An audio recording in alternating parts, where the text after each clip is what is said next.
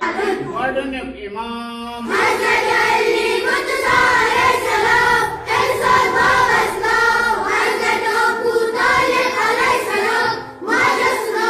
Hazrat Fatma bint Asad alayhi salam, Dayyim Imam Hazrat Hasan Mustafa alayhi salam, Hasan Baba Islam, Hazrat Ali Murtaza alayhi salam, Majasna, Hazrat Fatma Zahra alayhi salam, Dayyim Imam Hazrat